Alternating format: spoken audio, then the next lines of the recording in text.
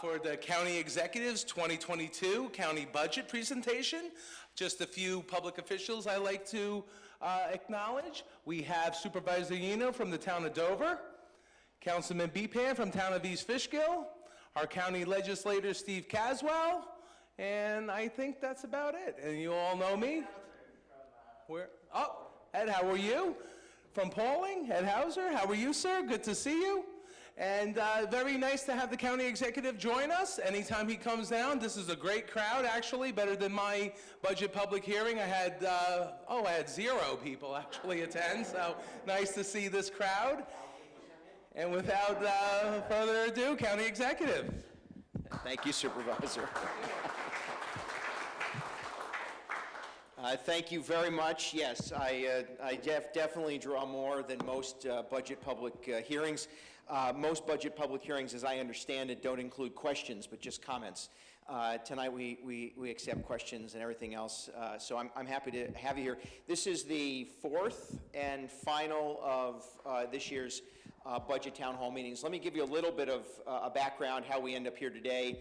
I'd like to walk you through some of the broader aspects of the county budget, sort of the bigger items that we're looking at, and then I'm happy to answer any questions regarding county business. Councilman, nice did you bring the donuts? Last person in brings the donuts. First and foremost, in accordance with the Dutchess County Charter, the executives required, and I did, present to the county legislature and to the residents of Dutchess the proposed budget for the next year. Like every municipality, it's a little bit unique. You know, in my household, we don't have to establish our budget, by January 1st. We know what our budget is going into the new year, and then as things happen, we can kind of make course corrections as best we can. Government, however, in particular county, town, village government, we have to pretty much guess, to the best of our ability, by, in my case, November 1st, what 2022 will look like and how we might budget for that year. And so, in accordance with the charter, I have consistently released the county budget ahead of the November 1st deadline. We did so this year on the 27th of October, thank you. And in fact, the county legislature just concluded today their Budget, Finance, and Personnel Committee review of our budget. They held a public hearing, I think, several days ago, and they will then consider amongst themselves any amendments to what we've proposed, and then ultimately will adopt a budget for 2022. Historically, meaning for me, the last 10 years, we have held a series of public hearings ahead of the budget and during budget adoption, so that one, I could explain to you what's in it, two, take some comment, and hopefully through these meetings either identify issues that may be of importance to you, bring it back to the legislature. We might make some certainly adjustments as we proceed. That comes from my background as a village mayor. Once a mayor, always a mayor. Well, I'll tell you, the joke in my family is that when I die, and someday it will happen, I'm pretty certain that I will not live forever, they're going to write on my gravestone, when he was mayor, because that's generally what I say, when I was mayor. But being a village mayor, you end up having these kinds of conversations on so many issues quite often. When I became county executive, I very much wanted to continue that practice. And in fact, in the last 10 years, we've hosted close to 200 town hall forums, including the online and virtual forums we held over the last 20 months. I want to recognize legislator John Metzger, who now is the last person in the room and should bring donuts. Let's talk a little bit about the broad aspects of the budget. I think most notably, and you likely saw some of this in the correspondence we sent out, the document that you have as you came in, that is our, in quotes, budget in brief. We created this document in 2013 as a way of communicating to the public some of the basic items in the budget so that you could see and understand what it is. Every so often somebody says, yeah, but why do you have to mail it to us? And then they say, well, why do you have to call us on the telephone? And then they say, why are you sending us so many emails? My answer is, I don't know how to communicate with you except communicating with you. And so there are different means we do that to get information out, and I hope that you find it somewhat useful. So this budget provides the 8th consecutive property tax levy cut since I've become county executive. It produces a total of $20 million in annualized total tax relief, with a 10% reduction in the county's tax rate. To talk about that a little bit more specifically, the next slide. Sean is new here. No. Rachel, is Rachel a Town of East Fishkill resident? Or Wappinger, I always forget. Rachel can usually intuitively know which slide to go to, or gets me to the next slide so that I don't, wander off. Let's talk first about the county's property tax levy. This is the second largest revenue stream for Dutchess County. Sales tax is the largest revenue stream for county government. It represents about 41% of our revenue stream. It is much more volatile than property taxes, right? So this particular budget provides $5.5 million in direct property tax levy cuts. That's the largest tax levy reduction in the history of Dutchess County, and as I said, is the 8th consecutive levy reduction. Now, additionally in the budget, is the elimination of the sales tax on clothing and footwear purchases up to $110. So, New York State provides that counties like ours can offer a sales tax exemption by right, even though it's our sales tax to begin with, right? The county government establishes the local sales tax, except the 1/8 of 1% New York State imposes on us to fund the MTA, the most bloated, broken public authority in the history of America. That's my editorial comment. And we pay 8 taxes to support it. Pat and I know this. 8 taxes to support it. If you take that aside, even though it's the county's sales tax, the only exemption we're allowed to offer, well, there's 2 exemptions. One is on home heating products, and the other is on clothing and footwear purchases up to $110. Chairman Greg Pulver and I earlier in the year came to an agreement that the legislature would consider eliminating this particular component of sales tax. We will become the 8th county in the state of New York to do so. It is every individual purchase up to $110. So if you're, I don't know, Nick D'Alessandro, and the left shoe that he wears is $100, that's sales tax exempt. If the right shoe's $100, that's sales tax exempt. It's not the total purchase for one particular time at the retail store. It is every individual item up to $110 is exempt from sales tax once adopted. The legislature this week, Monday, adopted that exemption. Is that right? I'll make sure my weeks are correct. This week adopted that exemption, and it'll come to me for signature, and we will impose that exemption. It will be effective March 1st of next year. It also puts us in a competitive sort of balance with some of the adjacent states that offer the exemption, as does New York City. And so I will also tell you that a lot of smaller retailers encouraged us to consider this as well, because as you can imagine, they are looking for ways to remain competitive. One of those opportunities is to lessen the burden of sales taxation. Now, again, sales tax represents the largest revenue stream for the county, 41% of our budget. And this particular elimination, this exemption, will provide $14.5 million in annual tax relief. So, property tax relief, $5.5 million. 14.5 in sales tax relief, combined $20 million annualized tax relief going forward. We have, let me back up just 1 second. You can leave that there, Sean. And just to say that, as Nick knows, and we talked about this in my budget presentation a couple weeks ago, county governments have a unique responsibility in the state of New York. We are not the town government. Towns have town parks and individual resources and services that they provide. The state does what it does, although I often wonder. County governments are the epitome of middle management.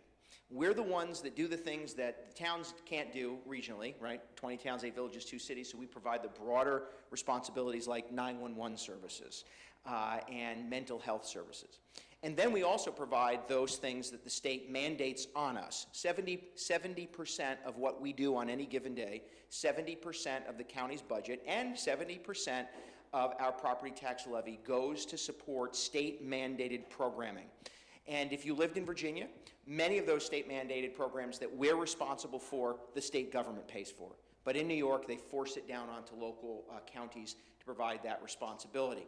And so whether it's a public health crisis, that's actually, no matter how many public briefings a governor or president may have about a public health crisis, it is in this state county governments that are responsible for implementing the response to such a thing. If it's social services like TANF, Temporary Assistance for Needy Families, SNAP, formerly food stamps, Child Protective Services, in Virginia, in California, in South Carolina, the state provides those services. In New York, county governments are required to provide them. No city provides them except New York City, and only outside of New York City, counties provide them.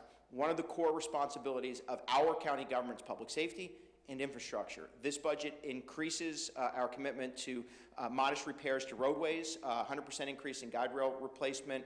We plow on any given day, hopefully fewer days than we want, 9,000 miles of snow removal. This budget includes a $24 million commitment to highway, bridge, and road repair.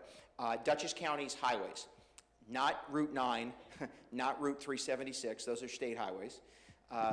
You know, I don't know, not Brandy Lane. I'm trying to think of a few East Fishkill roads. What's that? Was that you? Hamlin Road, Easton Road, that's you. No, I was saying not those places. So town roads, we're not responsible for town roads. We have certain county highways that we are responsible for. Generally speaking, county highways are rated relatively high. Most bridges in Dutchess County over 19 feet, except one in East Fishkill, is actually the responsibility of county government. We replace them on any road wherever they are, except one in East Fishkill that snuck through an adoption of the county some 35, 40 years ago. We found it. But that said, we're responsible for those bridges as well. And we generally have a 7-year replacement of everything. So that's why we continue to both borrow and retire debt to make these kind of investments. And every 7 years, we're going through the entire inventory of highways, roads, and bridges. And in fact, county bridges are rated at the highest grade in the state. Now, unfortunately, the two worst infrastructure projects I have been a part of are in the town of East Fishkill and the town of Wappinger. These are what we refer to as legacy projects. They're bigger roads, you know them because they interrupt your everyday life. These legacy projects, just so you know, as a reference, Congress adopts this infrastructure bill over the weekend, whenever it was. The projects that we're working on now in East Fishkill were funded by the last infrastructure bill adopted by Congress under President Obama. That is how long it takes to get from the celebratory vote 2 days ago to when projects actually get done by the federal government. Do you know what happens in those decades? A lot of things. And so the underpinnings of the roadway get changed, the dynamic of the roadway changes, the prevailing wages change, all of that changes. Well, I am the lucky son of a gun who was given the responsibility of completing those two roads. If there was a way to do it without interrupting you, I would absolutely do it. But we have found a way to interrupt every aspect of your life with those road projects, and I'm sorry for it, but it is simply the result of both time and lowest bidder. That's the way it works in the state of New York. That said, critical investment in infrastructure. Go ahead, Sean.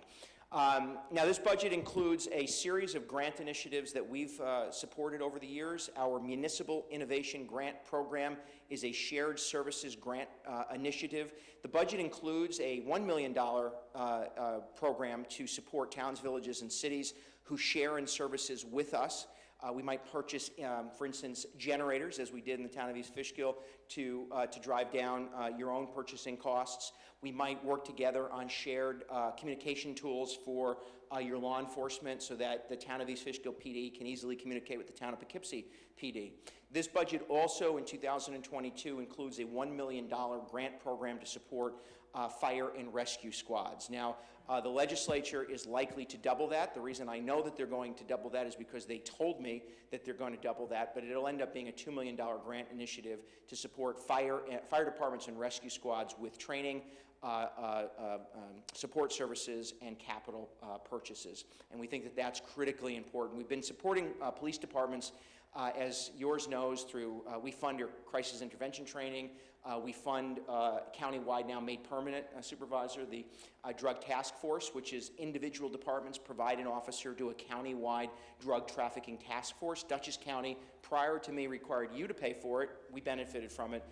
Over the last decade, we transitioned and have it as a county expense because we think it is much more appropriate that we, as a community, because we're benefiting universally, to share in that cost, and we pay for those services.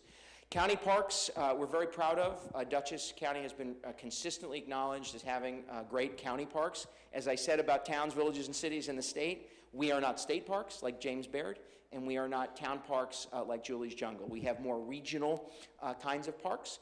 Last year, we initiated investments that provided the largest expansion to county parks in 50 years. That includes one that we're very proud of and we're moving forward with in the town of East Fishkill, the development of the former Lake Walton property into what we refer to as the Lake Walton Preserve. We're in the process, this budget includes funding in the process of designing the initial trail in and around Lake Walton. We are designing this park as a universally accessible park. What does that mean? That means everyone of any ability, including those who live with intellectual disabilities, will have the ability to take advantage of this passive recreation space. And you're going to start to see that developed over the course of this year. This includes investments at Dutchess Stadium. It includes investments at Quiet Cove to complete the Quiet Cove development in that park along the Hudson River.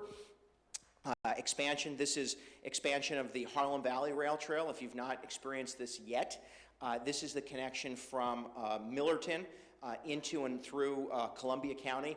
This is a Dutchess County segment of the bridge, of the rail trail. We actually had to build over wetlands, so we have floating boardwalks. Huge, huge investment. This was, well, 30 years old, the commitment. We finally were able to get both DEC approval and the funding to do it. I'm happy that we're done with it, but if you travel this section of this particular rail trail, it's like going, you'd think you were in some other country.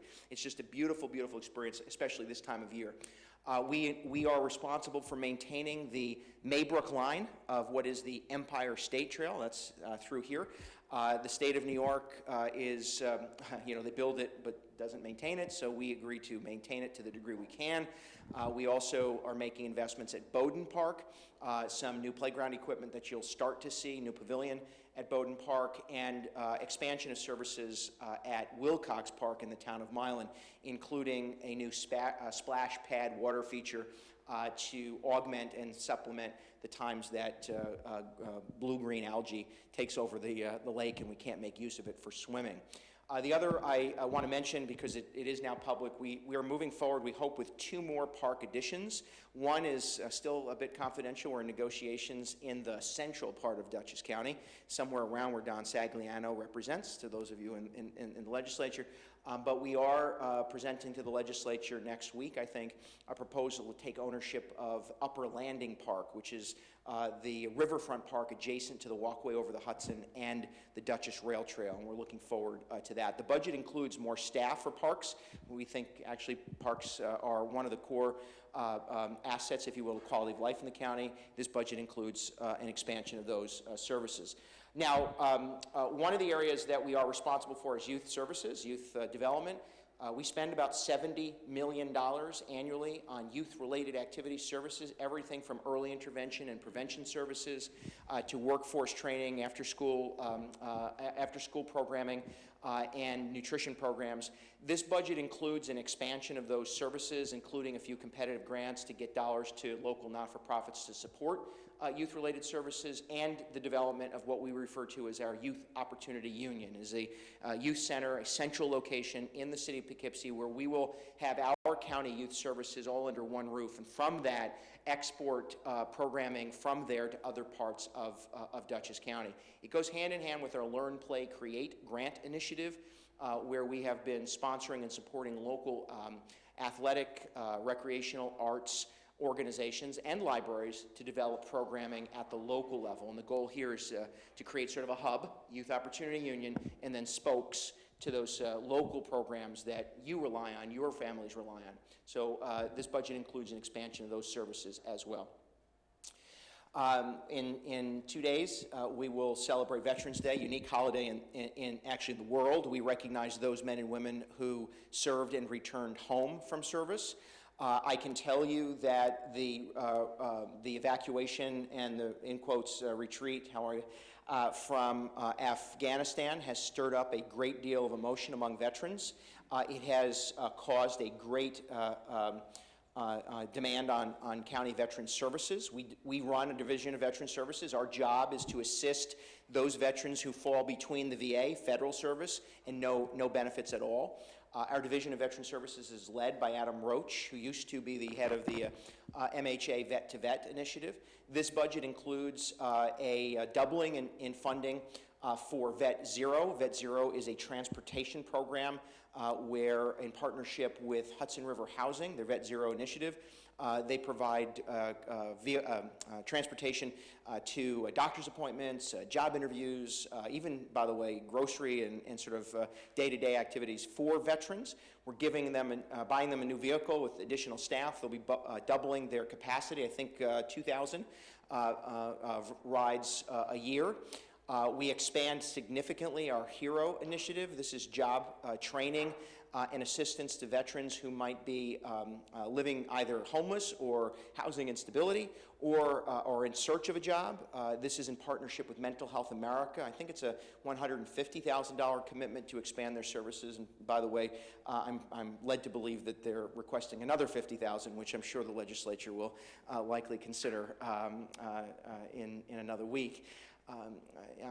Tomorrow, I think tomorrow morning, Senator Serino and Assemblymember Dede Barrett will be holding a press conference to ask the new governor to make vet-to-vet funding permanent in the state budget. The private first-class Dwyer vet-to-vet peer counseling initiative was launched on Long Island. Dutchess County became one of the first counties to initiate the partnership. Every year under Governor Cuomo, the funding was removed from the executive budget and then had to be restored by members of the state legislature. We continued to expand the service and provide wraparound support. We're hopeful that the state provides permanent funding for the program. Very, very effective, very, very useful. And our footprint, if you will, for veteran services has expanded greatly. I also want to acknowledge, we don't have Operation Greenlight as a slide.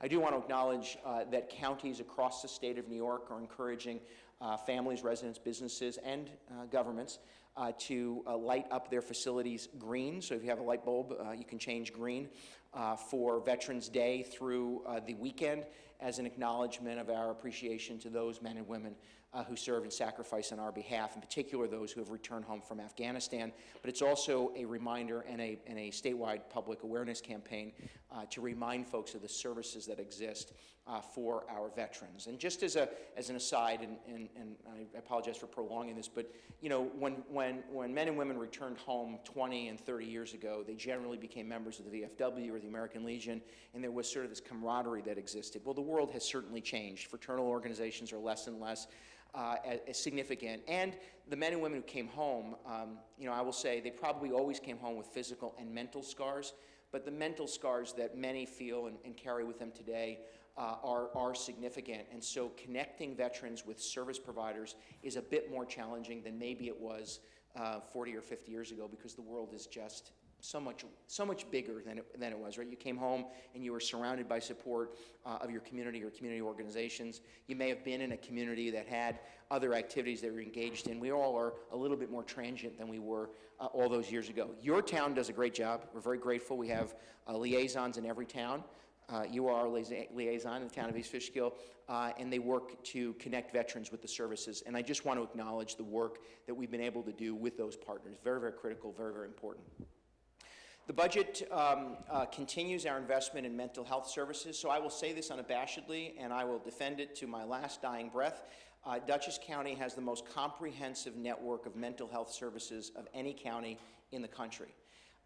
Between our training that we provide, ACEs training and trauma-informed care, mental health first aid to school districts and first responders and community organizations, to our crisis intervention training for mental health first aid for law enforcement, to our mobile intervention team, which we have throughout the county, and our stabilization center along with the 24/7 helpline. We have all of the tools necessary to respond to mental health and substance use disorder. This is, prior to the COVID pandemic, we would have said, and we say again, substance use disorder in particular is the public health crisis of our lifetime. And providing the right access at the right moment is critically important. And what we find consistently, in particular in the delivery of mental health services, you have to constantly make connections, new connections, in order to sustain a treatment program that helps people living with mental health. One of the first things we have to do is acknowledge the problem and the stigma associated with mental health, and then the second is to make those connections. So this budget, it continues our support of our 24/7 helpline. Dutchess County, you may not know this, for generations, if you dialed the National Suicide Hotline, you were transferred to Dutchess County's helpline. If you were calling mental health for mental health services, you were being transferred to the Dutchess County helpline. Why? Because other communities didn't have it. And so now many more do. The helpline was relocated, the staff, the service, into the 911 dispatch center. So now when you dial 911, we can integrate to the degree possible a law enforcement response or emergency responder response with a mental health caseworker or professional on the other end of the phone. So that integration is important. It also, by the way, puts Dutchess County in the position of likely being the only county prepared to launch 988, which is the National Mental Health and Suicide Awareness, Suicide Prevention line, by the end of next year, middle of next year. We may be, and likely are, the only county prepared to do that. And that's not to celebrate it, other than to say we've been trying to push forward in making sure these services are as available as possible. The budget includes a commitment, thanks to funds that we secured through Assemblymember Barrett, a mobile public health resource, an RV, a van, that we will take principally in eastern and northern Dutchess to bring public health services to parts of the county that don't have direct access and are less populated, and that's going to be part of what we do next year. One of the initiatives we're highlighting, although there are hundreds of mental health related services. They had their hearing today, and Jean Marie, our Deputy Commissioner, went through as many as she could, and she could probably still be there.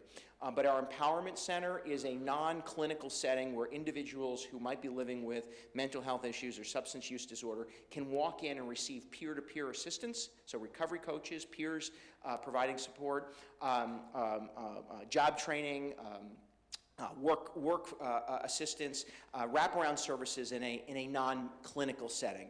And we think that is going to be a powerful way of really opening the door at the neighborhood level to getting those services. Now, additionally, what we're doing is taking the recovery coaches and the peers that either have lived with substance use disorder or living with mental health concerns. So these are folks who are trained, having walked the walk, if you will, lived the experience. We're putting them out into communities, and we're making the connections, because obviously those who deal with substance use disorder, mental wellness concerns, they're not necessarily picking up the phone and saying, hey, I need help. So it's a lot of interaction that we have to have at the neighborhood level. This budget includes an expansion of that commitment.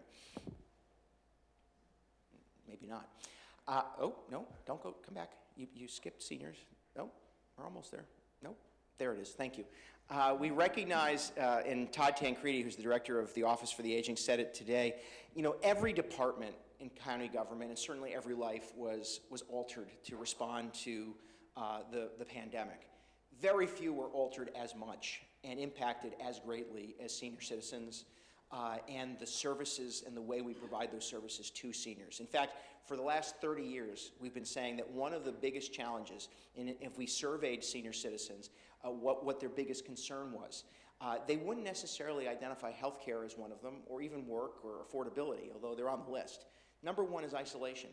So for generations, we would say the chief goal of the Office for the Aging is to combat isolation, to get seniors interacting with one another. Well, 2020 happens, and we mandated isolation, right? Folks were required to be separate and apart from one another. So augmenting and innovating to respond was critically important. This budget includes an 80% increase in funding that we provide for adult daycare, so interaction support for those seniors who need additional assistance. $100,000 commitment to grow capacity for home care. We don't hire home care nurses, right? We don't have folks that work directly for county government that go into the home, but we support those vendors and those providers that do. One of the biggest challenges that this country has is accessing, training, employing, and sustaining direct care professionals. So whether it's for those with disabilities or senior citizens, they're just Medicare and Medicaid rates are too low, the training requirements too high, the certification that the state and the federal government impose too cumbersome. Creating those job opportunities is a challenge. We're committed to growing capacity, and we believe we have some ways to do that. This budget includes a shot in the arm, if you will, to assist. Additionally, we've been working as a county to try to get prescription drugs out of senior citizens' homes, mostly because many times they end up in the hands of individuals living with substance use disorder. So whether it's an outdated prescription or one that you no longer need, we do these collection points. Well, we're going to be launching a program that will get these disposal kits into homes. You simply dispose of them in a safe way. They disintegrate, you throw them away. One of the ways of getting them out of both the hands of individuals who really can't and shouldn't have them, but also one of the ways to minimize their impact on in the waste stream, which can pollute water, et cetera. So continued expansion of Office for the Aging Services. I hope that you know a little bit about our Think Differently initiative. One of the areas of government one of the areas of service the county is responsible for is the delivery of help and support to those living with intellectual and developmental disabilities. We launched Think Differently in 2014 as a community-wide effort to focus on identifying barriers and obstacles to those living with disabilities, breaking them down, creating opportunities. We do everything from the simple Think Differently picnics that connect providers with families, to having the only county fair in America that dedicates a day to those with sensory and other intellectual and developmental disabilities, to what we call Think Jobs and Think Ahead. Think Jobs, creating job opportunities between willing employers with interested employees. Think Ahead, a college-level experience at Dutchess Community College for those with disabilities. This budget includes the integration of Think Differently in all aspects of county government. I even said it a couple weeks ago. We don't have, even though today we have a slide about it, we don't have like a new program, because it is what we do. It's just part of what we do, and we continue to encourage our partners to engage in confronting those obstacles to those living with disabilities.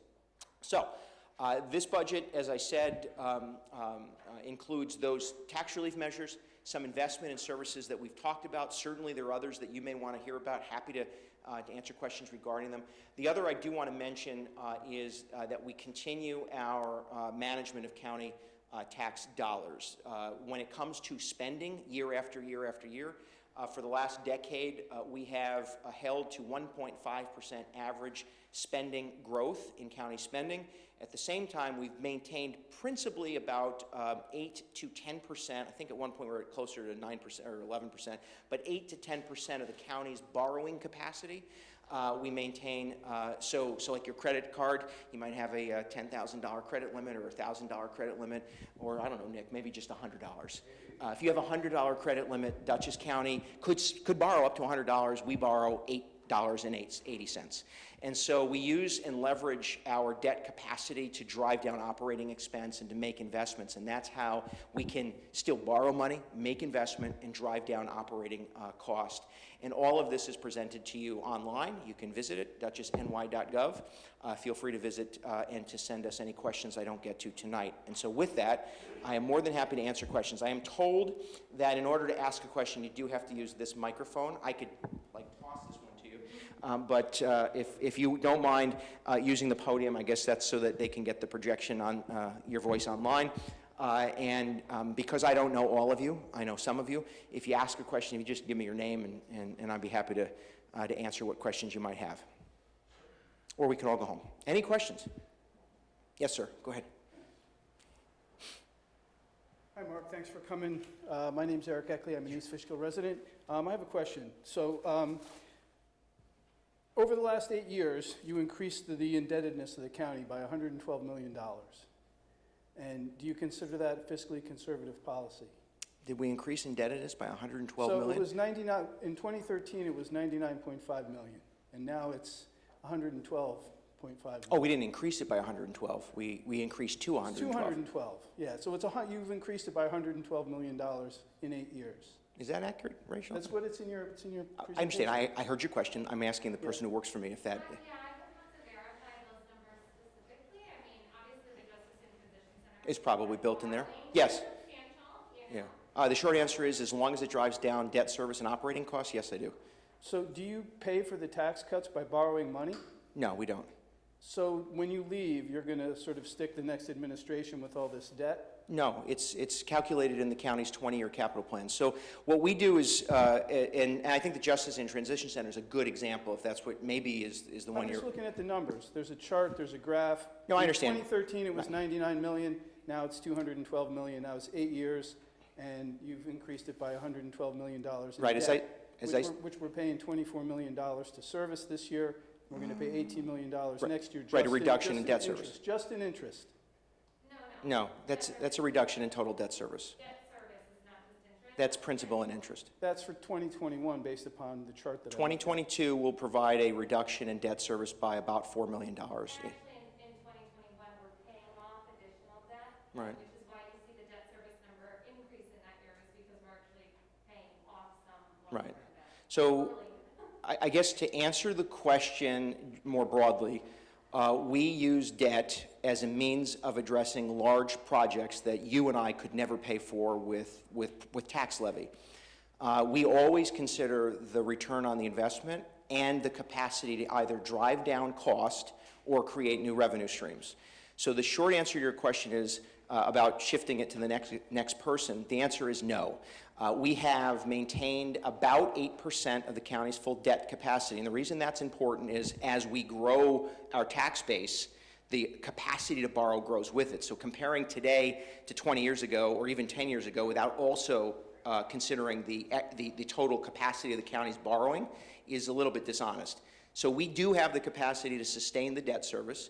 The debt service and the debt we've leveraged also comes with cost savings. So let me use the Justice and Transition Center, which I think is the best example. So we are borrowing probably $125 million for the Justice Center, $35 million or $24 million for the county sheriff's office. That is a lot of money to borrow. When you look at the operating cost for the current jail and the current sheriff's office, and prior to the construction, that netted an operating expense.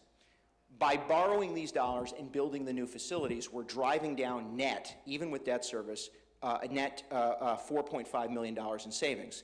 The short answer is we use the debt to drive down operating cost or create new revenue streams to support other services. So no, our debt service has been relatively consistent.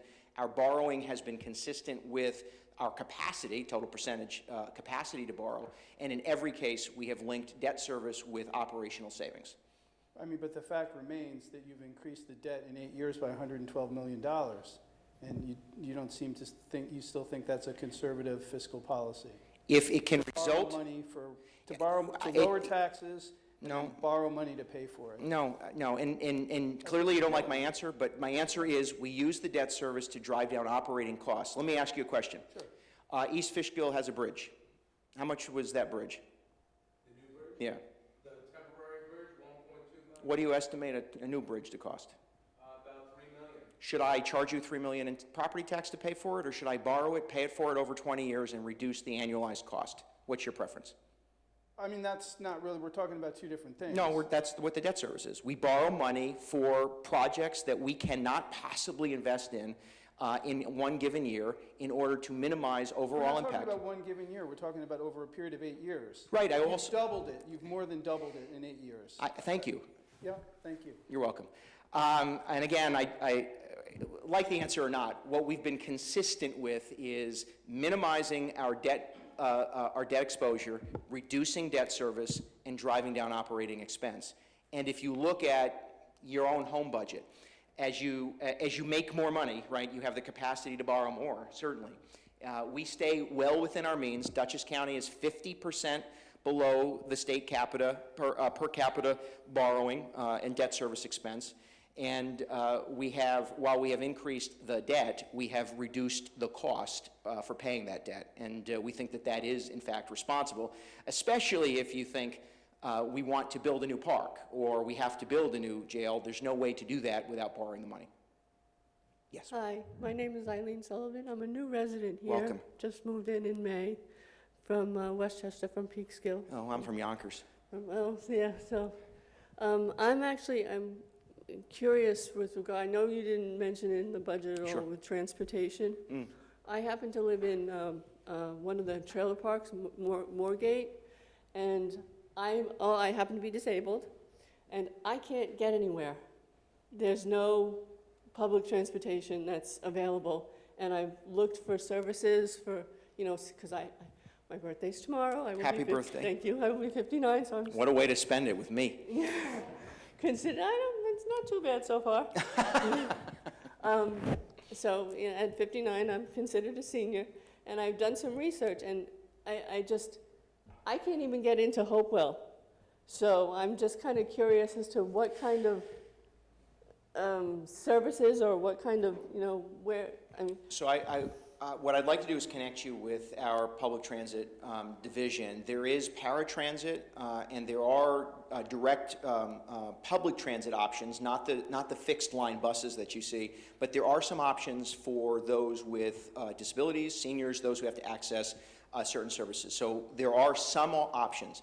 It is true to say, however, the fixed routes, right, the big buses, that it is a very limited public transportation system, principally because Dutchess County is the size of some small states. Yes. And maintaining a transportation system like in Westchester would be nearly impossible. The breadth and size of the county is very is big, and running a public transportation system with the every 20-minute or half-hour stops that you might get in Yonkers, you are not going to get necessarily in the outlying areas of Dutchess. And to some degree, Fishkill is an outlying area. But we do have paratransit, we have Dial-A-Ride, and we have other options. I want to make sure that that you know of them before you leave. I'll see if Rachel or Sean gave you their card, and we'll make that connection. The other I will tell you is one of the things that the public transit system is doing now is they have conducted a survey and an analysis of what alternative transportation needs there are, like what you're experiencing, and partnering with ride sharing and contract rides is one of the things that we're absolutely considering, so that we would be in a position where the transit system might be contracting with Uber, or there are a few that do this for those with disabilities, and we would be providing subsidy for them. That's part of what will ultimately be the transition that we make in public transportation. Public transit, the transition won't occur till the first quarter of next year. The services that I'm referring to may happen at some point next year, but in the interim, there are some options, and I'd want to be sure you know what they are. Okay. And just one more question. The Empowerment Center? Yeah. I happen to be a trained peer. Can I get an application? Yeah. Well, we're always looking, and I will tell you, like every other employer, finding people to go to work for slots is challenging, so we'll make that connection, and if you can be of help, I'd be happy to try to connect you with that. Thank you so much. You're very welcome. Other questions? This is the quietest group of East Fishkill residents I've been here. Okay, I don't want to force you. I just, it's okay. Feel free. My name's Eric Lehner. I currently live in Fishkill. Fishkill, yeah.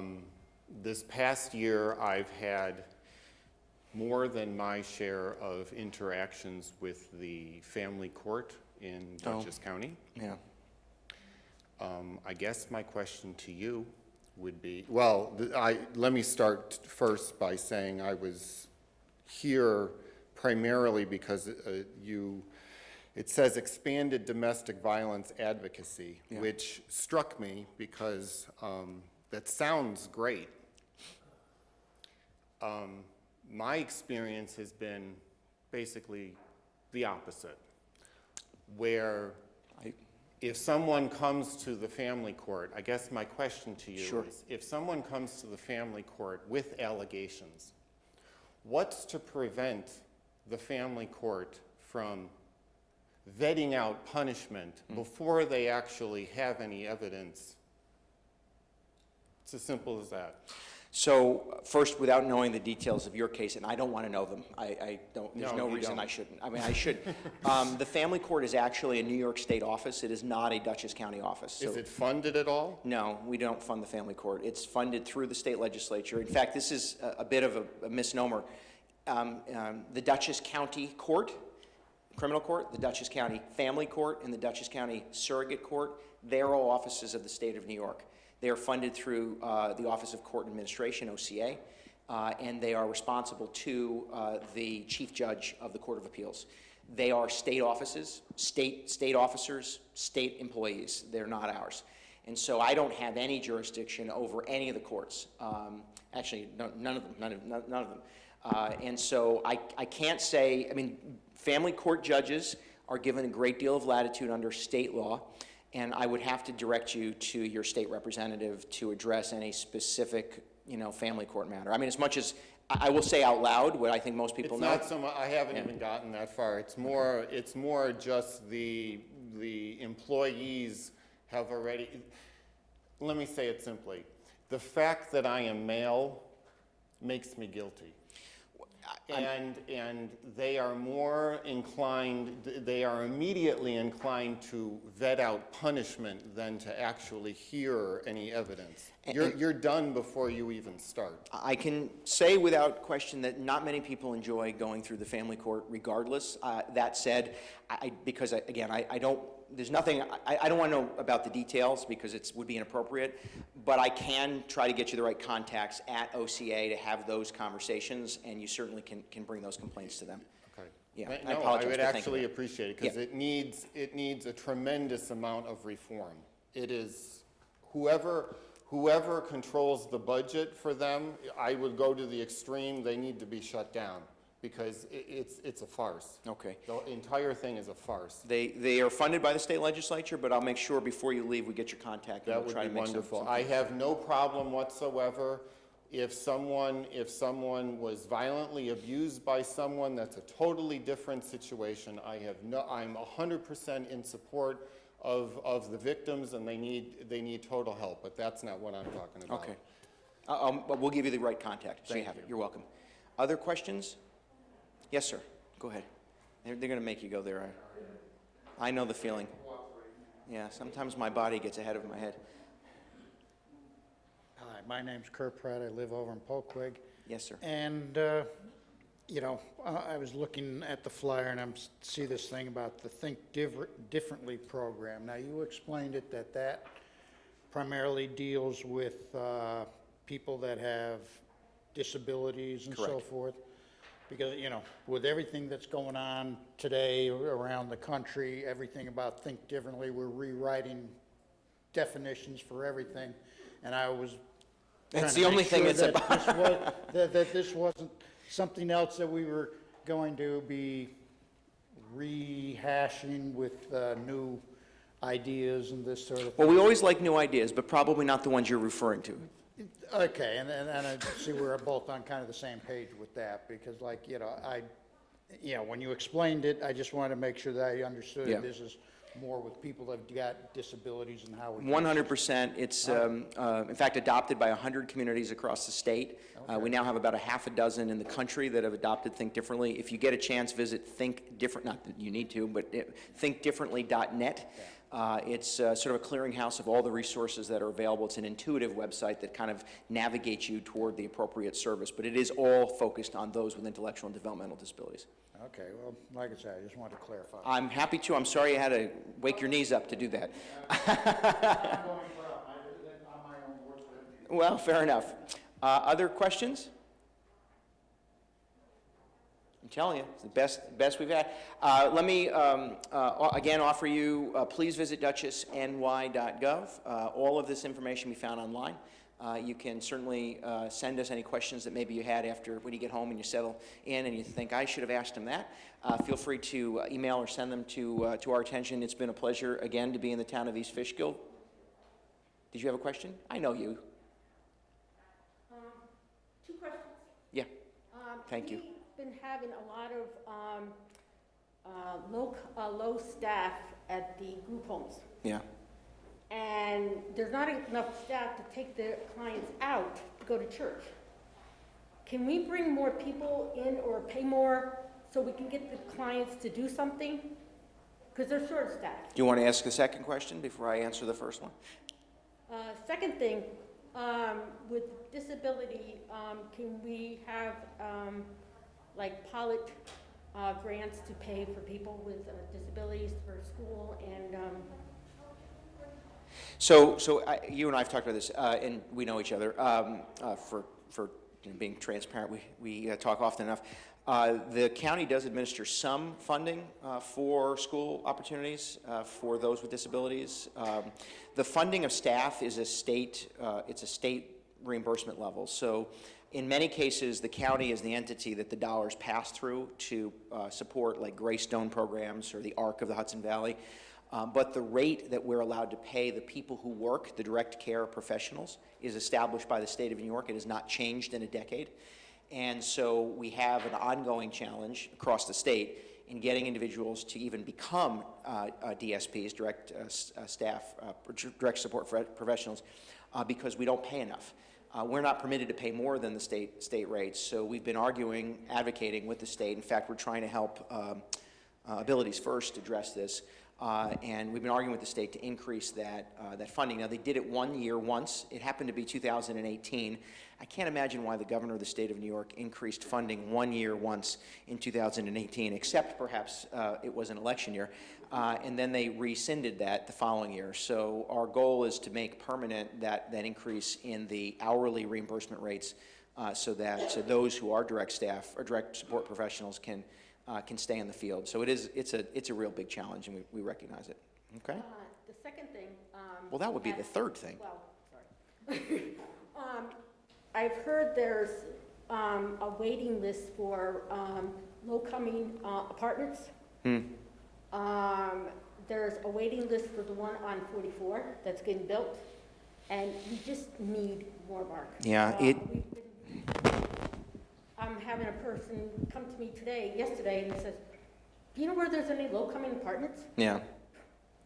Here, one of the, and I offer this just broadly, housing and housing affordability is likely the largest challenge in the Hudson Valley for a number of reasons. You know, the East Fishkill heyday of subdivision after subdivision after subdivision created housing that met a certain income level.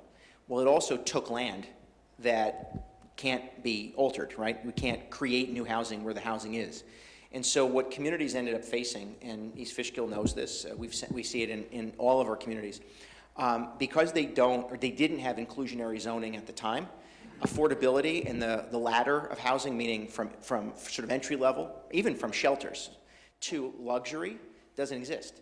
What exists is in each community has sort of its housing model, and that's about it. And so the Hudson Valley in particular is really challenged with creating new affordable housing options. And affordable is whatever is affordable to you. I argue that affordability, you need all of it. You need a luxury, you need entry level, you need shelters, you need suburban subdivisions, because everybody needs to have an alternative.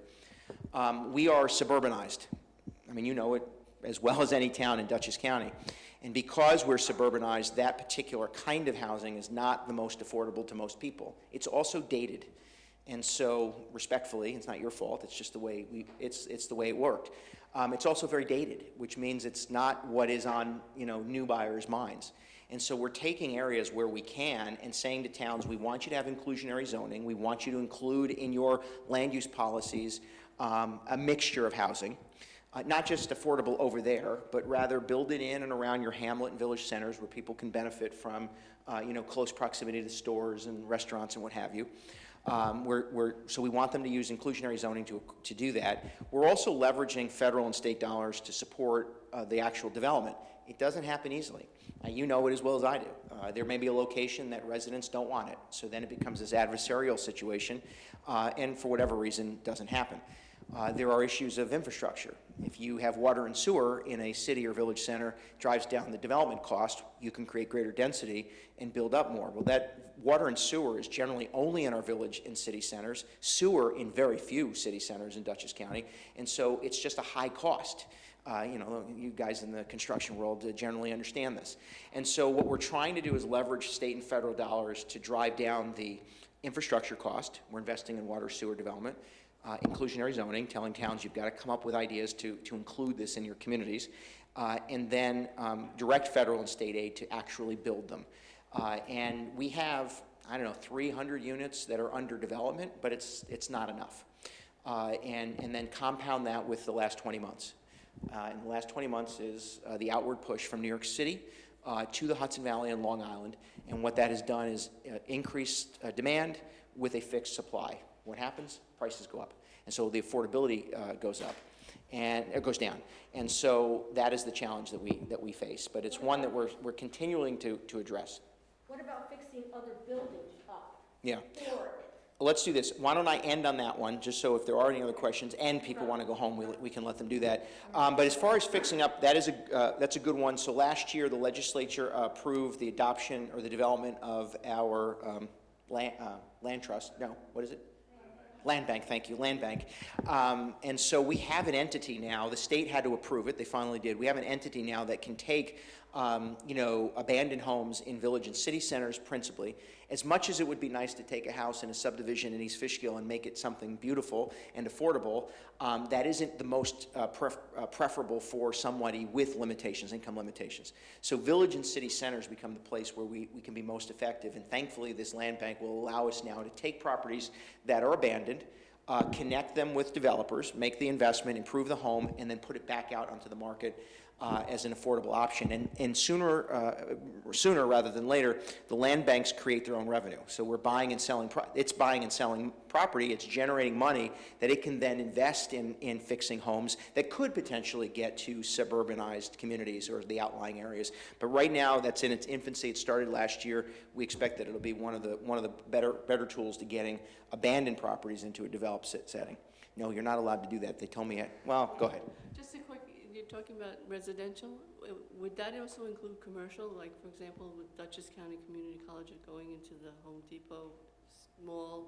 Again, I was thinking that some of those bigger buildings might be, changed to shelters and stuff like that. So I don't think the former Dutchess Mall will be converted to that purpose, but to the point, the goal of developing housing, in fact, affordable housing, is to put it near those other assets, those other things, amenities that people need and want to have access to. So Eastdale is an expensive version, but there are development options, and that's honestly, I'm from Tivoli. A two-bedroom apartment in Tivoli 10 years ago was $2,000 a month, and Eastdale's, I think, renting now at $2,000 a month. So just offer, it's all relative. But that said, the goal is to create these inclusive communities. So you would put the affordable housing option near restaurants, schools, theaters, other transportation assets, so that you're not in a home somewhere that doesn't have access to a bus. And so that's the goal. Half of the issue is getting the municipalities to identify where in their community they would support that kind of development. And I will tell you, it's not easy. It's not easy. And there are what I will say is there are municipalities that talk about the need to create affordable housing, and then God forbid we actually propose it, they oppose it. And then there are those who recognize their limitations. I will tell you, while I love to have access to housing, affordable housing in East Fishkill, you're not the prime location. Why? You're not in close proximity to the things that we need to have folks get access to. But that said, half of the issue is getting municipalities to adopt zoning code that makes it happen. We don't do land use at the county level. It's not our responsibility, and there's this thing called home rule in the New York State Constitution. So towns, villages, and cities get to craft their own zoning code. We just ask them to be as inclusive as possible. Any last questions, since I have exhausted you with answers? Again, DutchessNY.gov. If I don't see you all, and I probably won't before Thanksgiving, have a safe, happy, and healthy Thanksgiving, and we'll stay in touch. Thanks very much.